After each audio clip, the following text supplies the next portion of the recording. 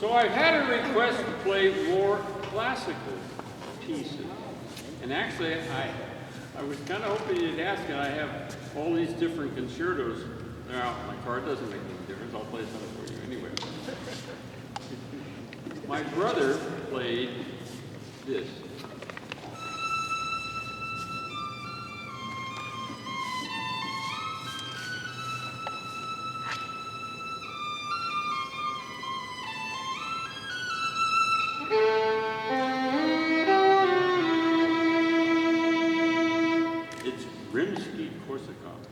Isn't it gutty? He also loved to play Mozart concertos. Mozart wrote 6 violin concertos. His favorite was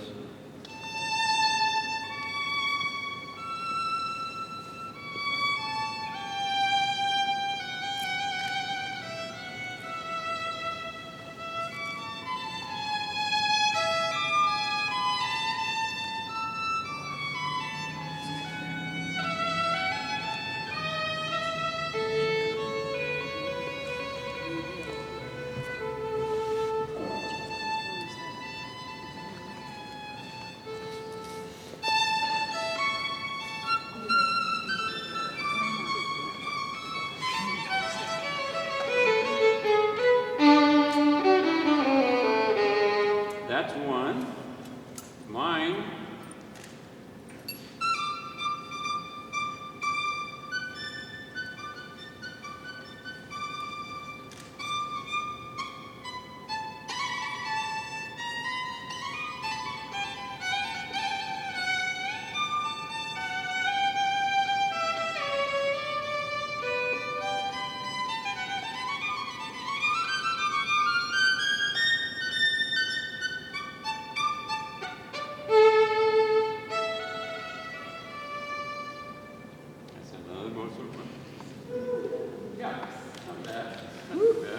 Now, I was playing in a symphony, a young people's symphony in Berkeley, California. My brother had been concertmaster the year before. I took over as concertmaster, and they had a guy come and play this concerto.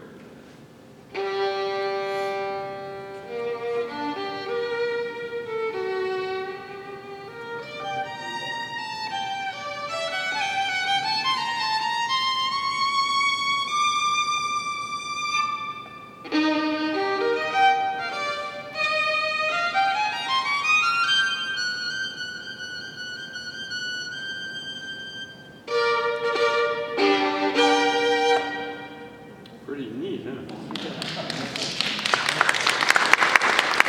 That's my first and last name, Brook, the Brook Concerto. They actually, on my smartphone, which is pretty smart, they had a sort of a contest, name the greatest concertos ever written.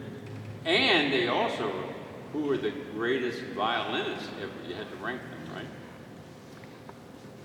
The most violinistic piece ever written for the violin was written by Felix Mendelssohn. And the introduction just starts like this. That's all. And then it goes.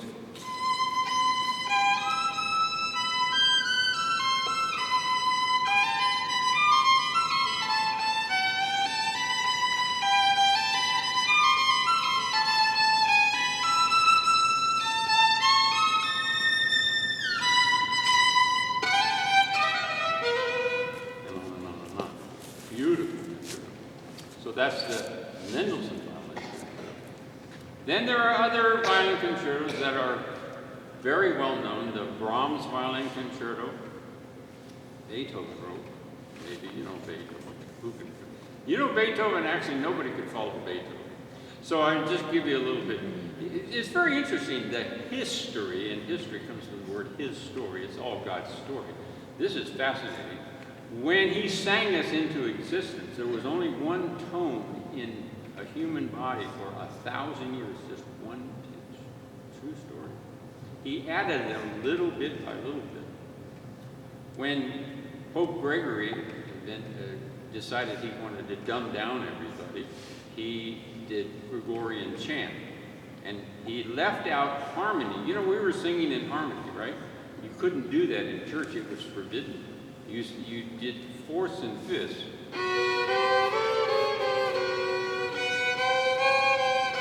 Really not very, maybe at home they cheated, you know, but he wouldn't allow it. So progressively they finally added this fifth and sixth and seventh. So there's, you know, the perfect number is 7. So they started with this, and eventually, and then finally, and then we finally get our Western scale. Now, isn't it interesting that those of us in the West have built into our system 7 notes and then 12 halftones?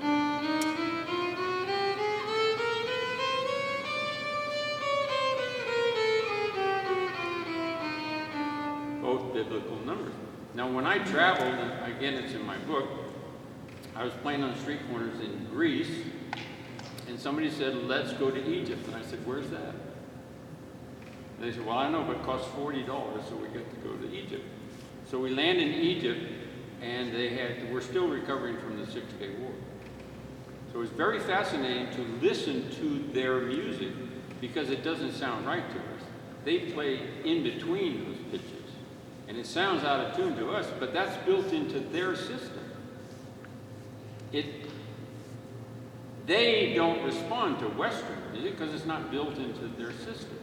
So actually, sneaky as they were going to attack, this is 1972, they were going to attack Israel. And I was on the train with these soldiers who had weapons that didn't fire. True story. And I was actually playing Egyptian song. But of course, they lost, and they left their boots on the sand so they could run faster. And that was the end of that skirmish. So, you know, it's very interesting, the story that I have. But it's very interesting that this universal language got me into villages that spoke no English. Maybe Swahili was the closest to it. I went through Ethiopia, which was like the 12th century. And yet, music is the universal language. It's the universal language.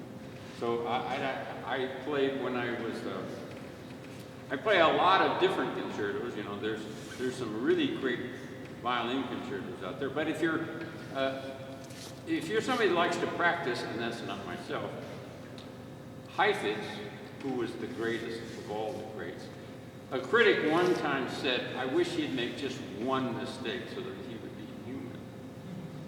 4 hours every single day, never missed a day. He took a hiatus 4 hours every day, and I got to hear him at Hertz Hall in Berkeley. I got to hear him live. 4 hours a day. They say Paganini, if you know who Paganini was, incredible. I mean, he had these long fingers, you know. He made so much money, he was like a circus actor. They say he practiced 14 hours a day. I don't believe that story. One guy answered this on a smartphone. He said, well, I practice 14 hours a day. Well, actually, I practice 1 hour, and then I think about the violin for 13 more. I don't see how you could do that physically. Your hand would just be hurting. My hand hurts just thinking about it. So anyway, in order to play the great violin concerto, you have to, like Itzhak Perlman, I played with Itzhak a couple times. In fact, the neatest thing about Itzhak was that we're at the same age, born in 1945.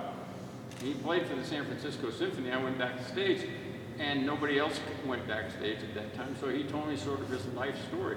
Well, fast forward, he played at Caesars Tahoe, and I talked to him a couple times. Of course, he didn't talk to me very long because he wanted to go gamble, but he's quite an interesting guy.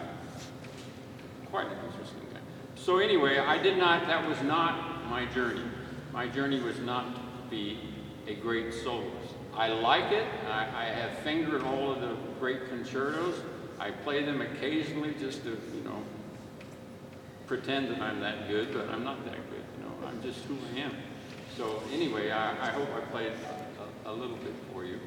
And let's go on with this. Are you ready? Thank you. What did we, let's see. Yeah, let's do.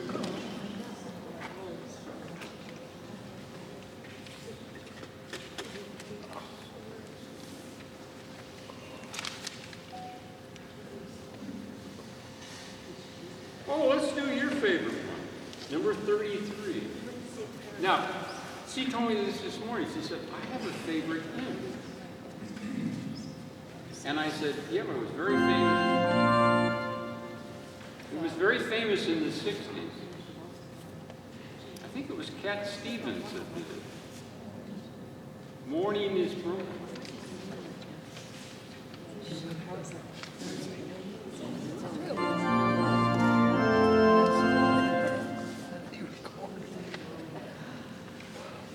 It's all right, we forgive you.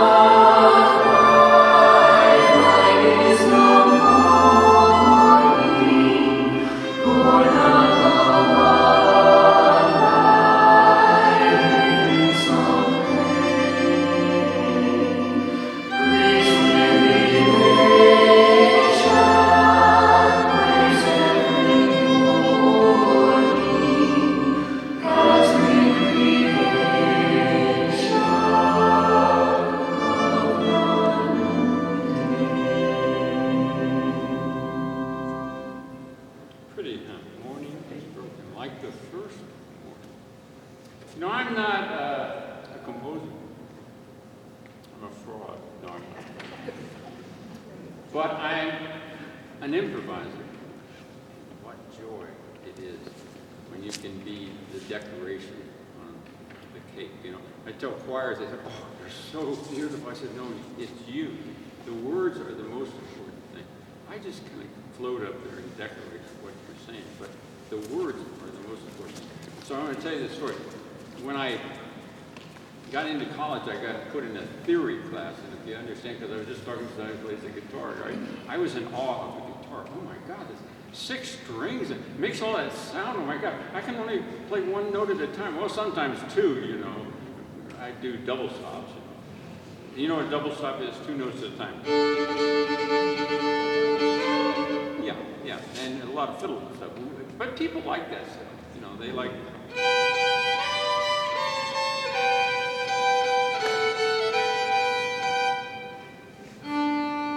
Anyway, so I'm in this theory class. I don't know what I'm doing. But the rest of the people who are composition majors, they know all about the soprano part, the alto part, and the tenor part. And the most important part is the bass line part.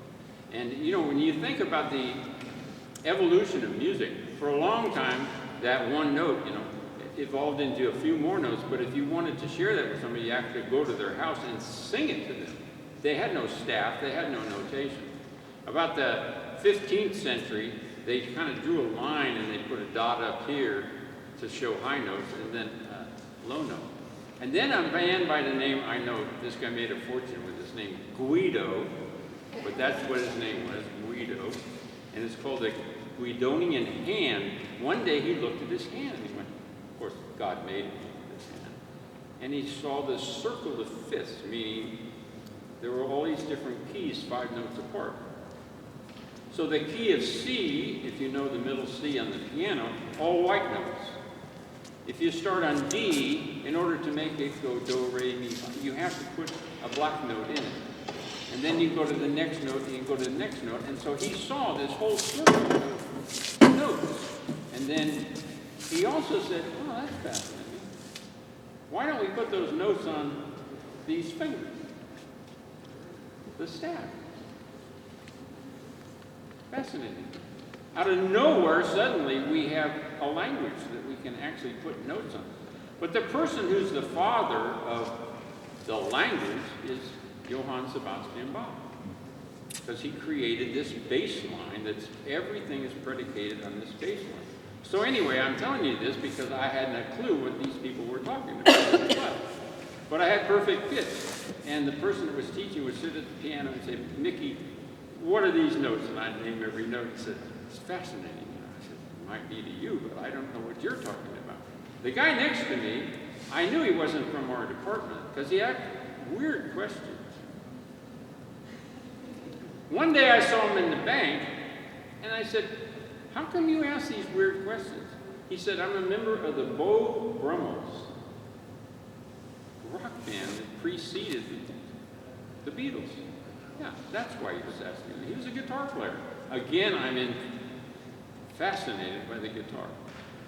Well, fast forward, I'm playing on street corners, and I bump into this guy who doesn't know how to play the guitar. I know a little bit about guitar by then. I teach him a few chords, and it's great because that's how I learned to improvise. He was happy playing 3 major chords and 1 minor chord, and I was happy to learn how to improvise. And I'm going to show you something. If you play a scale, and then break it up, that's a chord. A chord has to have 3 or more notes. It's not a chord. 2, it's harmony, but 3 or more notes is called a chord. So here's a chord. C, E, G. In the middle C, play C, skip D, play E, skip F, and play G. Put your fingers down, and you've got rock and roll for the 50s. You've got Little Richard, you've got all of these famous people who just played those things and made up these songs. So I'm sitting in this van, and he's playing that, and suddenly it just like, wow! If I play a C or an E and a G while he's playing that chord, I can't go wrong. And if I go and I play a note that's really not in the chord, but I use it as a passing note. Anyway, so that's how I learned to improvise. So we went around and we played all these things. I ended up in Africa, in Nairobi. They gave us, there were so many of us, that they had a big parking lot for this place called City Park. People were coming from South Africa, from the Congo, and they were like myself, you know, a bunch of hippies. Well, no, I didn't have enough hair to be a hippie, but, you know, they were traveling and they were exhausted, so they let us pitch tents there. And every night we played music. There was a guy from New York had a guitar. There was a guy from San Marino, Italy. It's a little republic in Italy. Some people go there just to get their passport stamped. I believe he became president of that country after, but this was long after. So he motivated me to play classical stuff. So I would play, no, I play,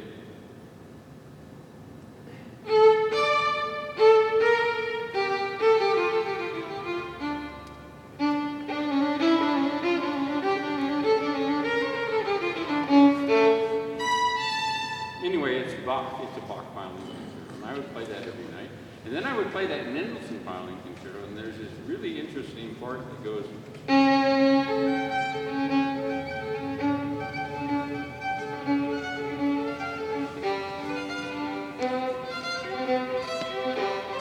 and you go back and forth in these strings.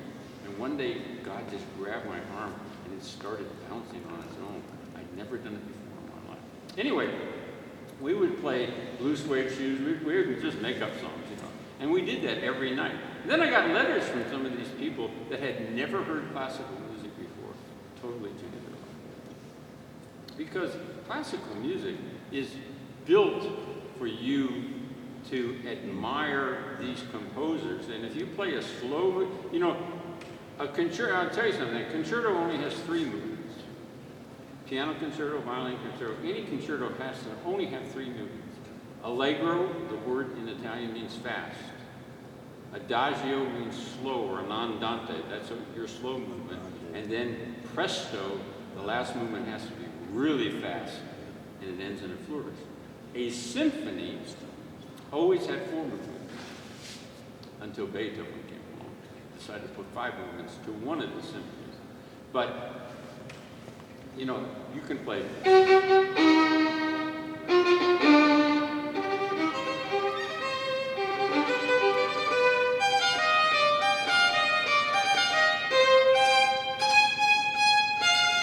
And you know that's Beethoven, right? It's identifiable. So anyway, when you go through the history of music, there's the medieval days, there's the Renaissance, which means renewing, there's the Baroque period, which was Bach, there's the classical period, which was Mozart, and then there's Beethoven. Because nobody could follow Beethoven. He has his own period of music, and you all know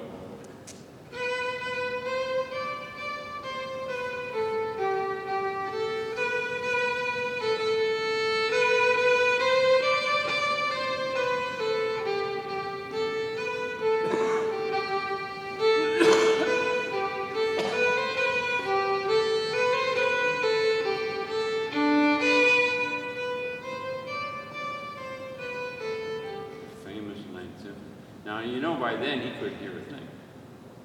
I don't know if you know the story about him. Another quack doctor made a mistake and ruined his eardrum.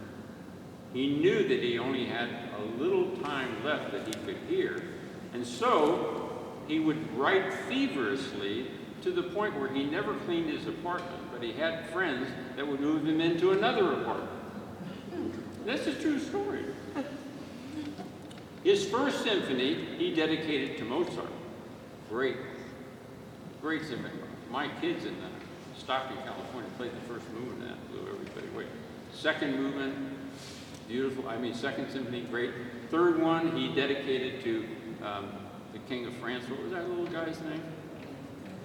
And then decided to take it away. Called it the Emperor, but then he took it away. Anyway, then the Fourth Symphony, the Fifth Symphony, everybody knows. Sixth, and then the Seventh Symphony is just such a beautiful symphony.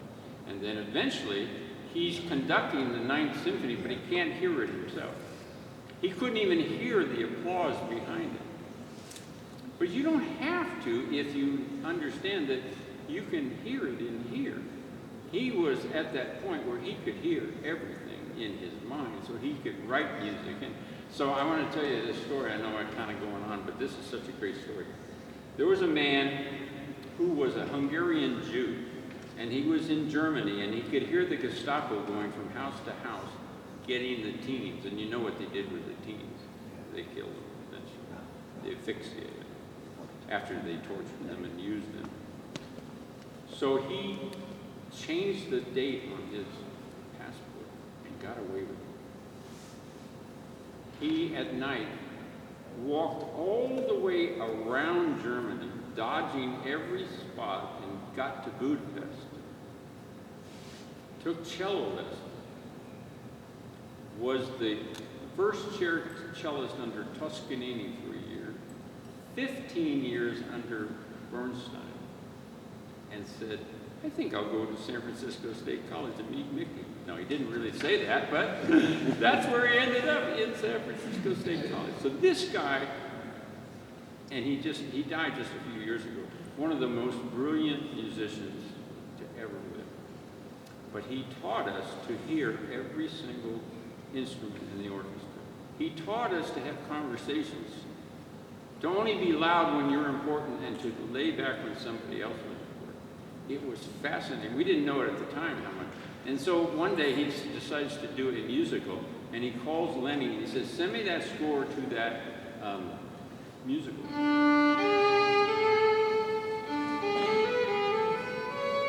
West Side Story.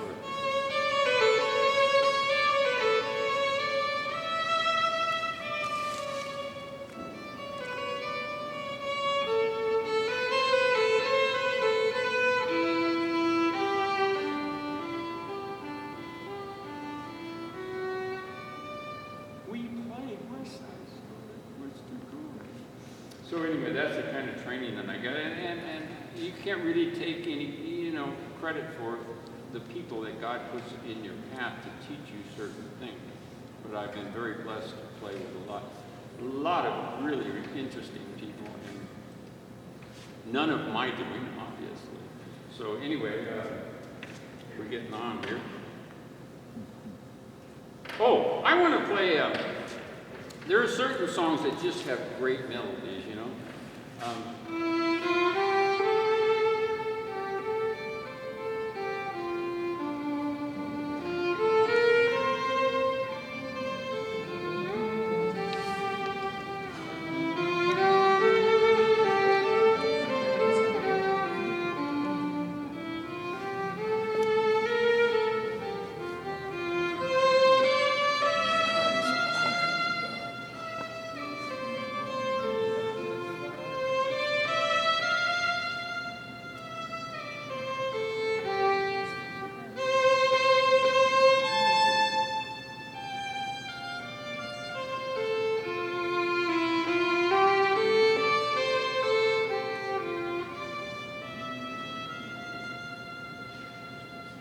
Pretty, huh? How about this one?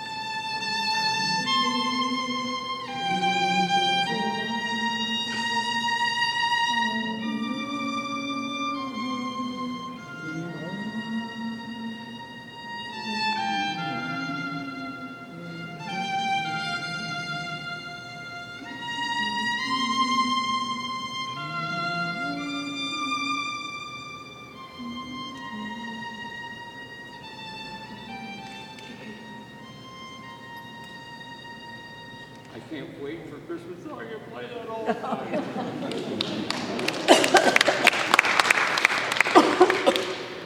Okay, let's play it again. Oh, I know, we've got to play Just As, I think it's Just As I Am. It's on the second.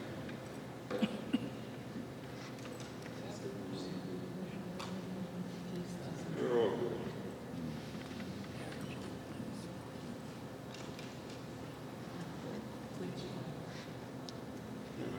Yes, that's Oh, I was going to just play that, but I didn't.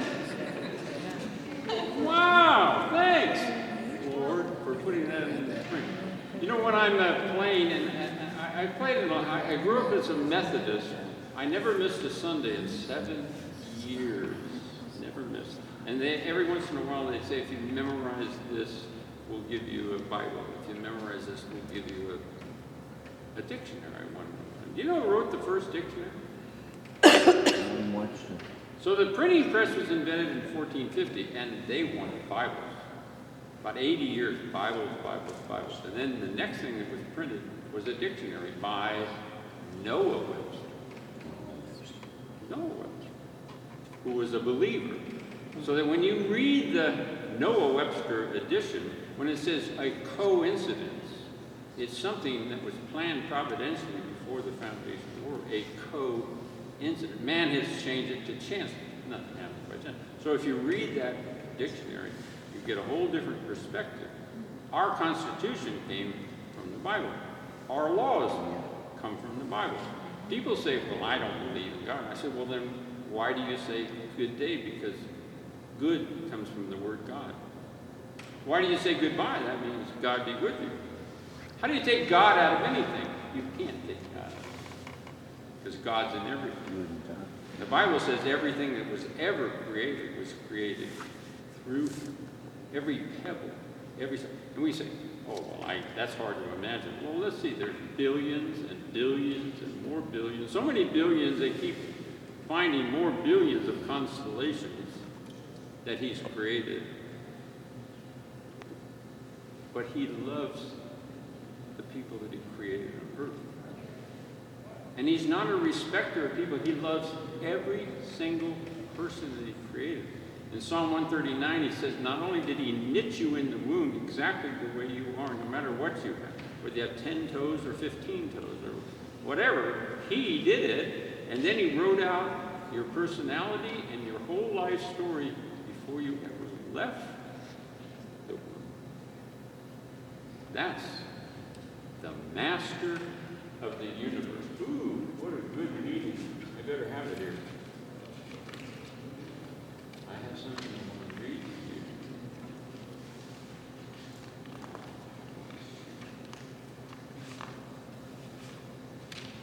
Oh, it's somewhere around, but I'll get it. Okay, so where was I? I lost my train of thought. Oh, yeah. So anyway, I went from a Methodist church, and then it burned down. And we didn't burn it down, but it burned down. By then we were in our teens and we wanted to go where the girls were. So I went to an Episcopalian church in a very wealthy part of town. And both my buddy and I both got girlfriends that year. And anyway, then I went through high school. And then, you know, everyone is a prodigal son. Every single one of us. You know that. So when you go to college, you know, you're away from home and you do some things that maybe you wouldn't have done if you were back home. And so in the 60s, I was more interested in getting my degree and in walking the Haight-Ashbury and being a hippie and all that kind of stuff, you know. In the 70s, I still was not too much into going. But anyway, there's this guy that I thought was going to be here tonight. He found the Lord when he was 92 years old. He was in San Francisco. His wife was a believer. He had nothing to do with God. Lost his wife, fell apart, bumped into a Christian, and was taught that God was with him all the time. He is the sweetest man you'll ever meet in your life, and found the Lord because God lives in every single thing that he created. And when people say, he's in my heart, and they go like this, that's not where he is. In the Hebrew, it's heart, mind, and they shorten it to heart. He's here. And when they say, oh, Holy Spirit, come, I go, what do you mean come? You bring him. He's here. He said, I will send you the Comforter. I will send you the Teacher. I will send you the Holy Spirit to dwell in you, to teach you. Yeah, that's where he lives. Anyway, so eventually God took me to this Catholic church in Reno, Nevada. And it's a beautiful church. And as I was coming out, people just thought that I was coming out of Mass, you know. So these guys that are Knights of Columbus, they said, hey, want to join the Knights of Columbus? I said, what do you do? And they told me, I said, well, that sounds pretty good. So I joined the Knights of Columbus. And I started playing music at that church, you know. And then one day, they asked me to play Ave Maria.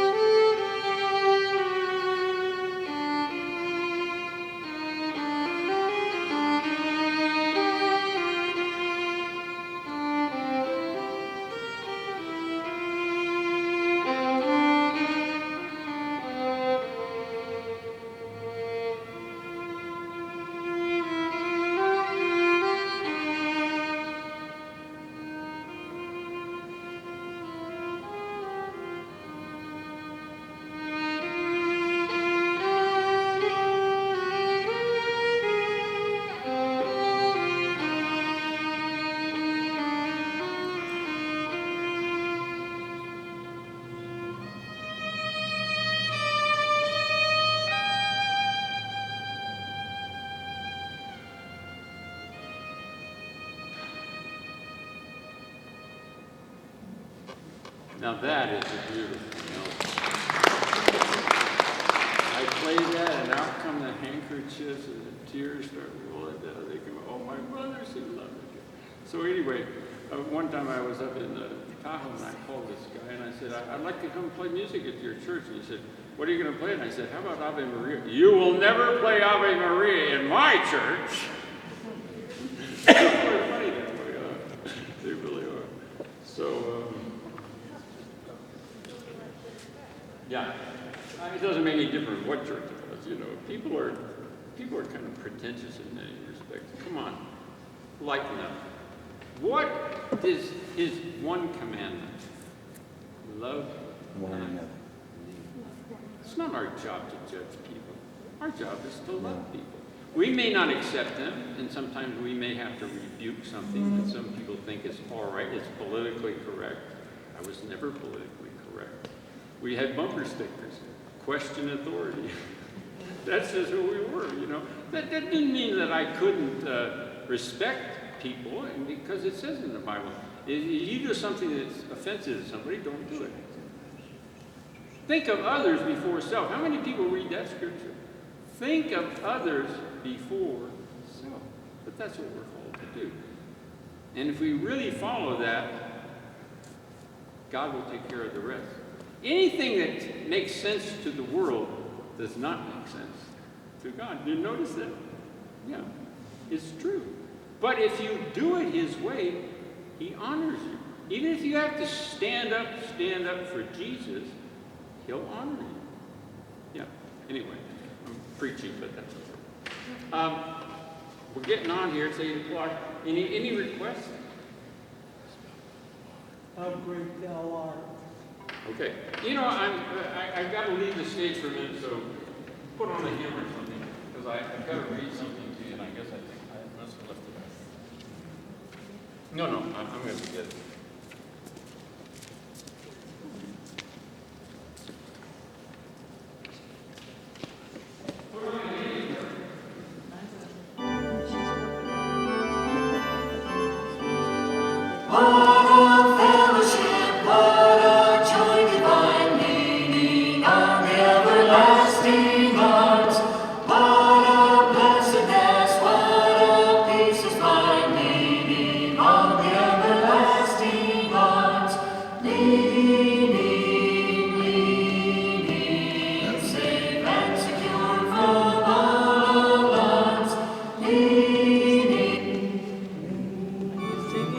You like it?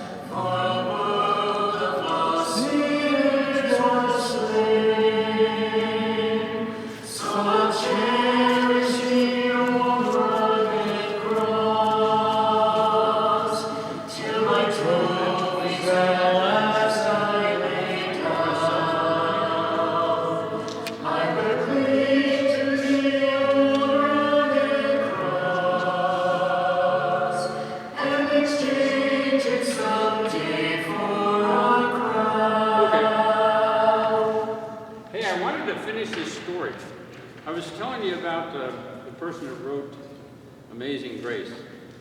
There was a guy by the name of William Cooper, that was spelled C-O-W-P-E-R, born in 1731.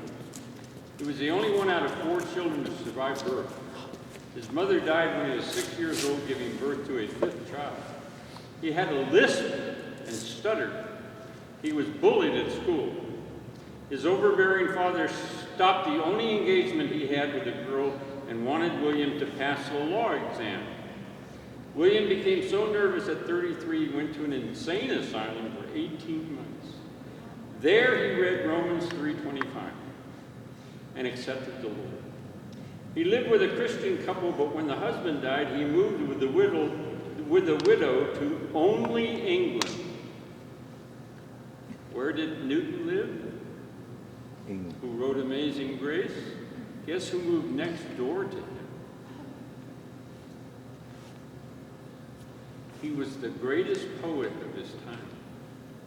Here's a guy that stuttered, nervous, everything else. You know who else was like that? Albert Einstein. Didn't learn to talk very well until he was 9. But he told his parents, that's okay, I play the violin. It helps me concentrate. You know that picture with his hair all like that? He had a convertible the day that was taken. He didn't look like that. That guy was really good looking with beautiful hair, and he dated a lot of girls because he played the violin. And his favorite thing to do, other than a lot of theories, was to go to coffee shops and have conversation with people. Well, eventually, as you know, he came and taught in Princeton. There was a guy who was a son of a violin maker in Japan. He's kind of like a PK, a pastor's kid. He didn't want anything to do with that violin factory. But one day he was in a room with a 2-year-old Japanese girl, and she had a vocabulary he couldn't believe for 2 years old. And then she heard some music, and in Japanese she said, "My music." And he said, wow, this is way ahead of this. He went to that factory and he made a little violin for that person. His name was Suzuki. He changed the teaching of not just the violin, but every instrument, for people to learn it by ear first, and then as their mind matured to add the notes. He became very famous, but his, the Japanese, very protective. And so he said, but Dad, I want to go to America. He said, okay, I'm going to call a friend of mine. Guess who he lived with? Albert Einstein. And then he came to my university. I met him in 1964. I said, I don't like the way you teach. I was old school. They whacked me all the time, They punished me. They hit me. And these little kids, they have fun, But honestly, until I taught school. Then I started a bunch of 3rd graders. Man, they went off like crazy. And sometimes I hear from my students, had a bunch of little fiddlers. Some of them are pros now, some of them are not, but they still enjoy playing the instrument. Anyway, I'm just kind of meandering. I was going to tell you this story about a piece called The Touch of the Master's Hand. I don't know if you know this story, but it's a great story, and it goes something like this. It was hot this day, and there was only one more thing to sell, and so the auctioneer held it up and said, we've got one more thing to go. Who give me 1? Who give me 2? Who give me 3? Who make it 4 for this violin? No takers. Come on, we've got to end this. Who'll give me 1? Who'll give me 2? Who'll give me 3? Who'll make it 4?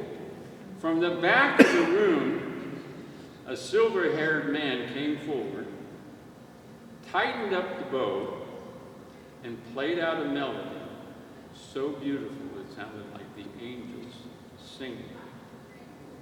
Then the auctioneer said, "Who'll give me 1,000? Who'll give me 2,000? 3,000? Who'll make it 4?" And the crowd couldn't understand. The auctioneer said it was the touch of the master's hand. But then it goes on to say, there's many a person that the world turns on them because they're battered and scarred like that old violin. But the master comes, and the touch of the master's hand changes that person forever. It's a really great moment. Yeah. Good way to end the evening. Thank you very much. Go home. Have some chocolate, go to bed. Bye.